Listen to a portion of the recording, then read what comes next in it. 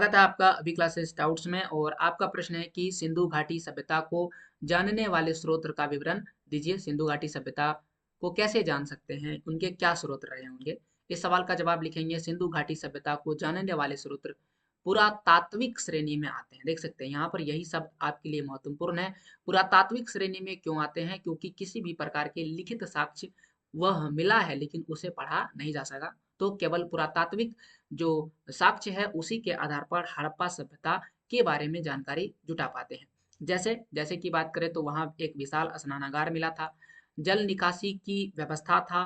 इसके अलावा वहाँ पर प्रयोग किए जाने वाले ईंट, मनके, मृद भांड, आभूषण, मिट्टी के खिलौने, जैसे कि वहाँ पर मिट्टी के हल प्राप्त हुए थे।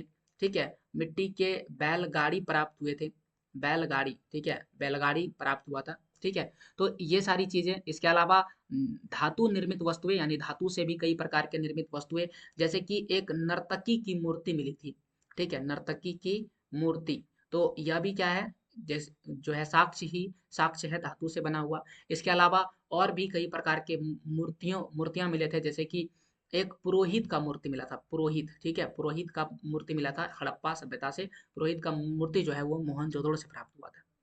तो ये सारे साक्ष्य के आधार पर ही हड़प्पा सभ्यता की जानकारी मिलता है, और यही हड़प्पा सभ्यता को जानने का स्रोत माना जाता है।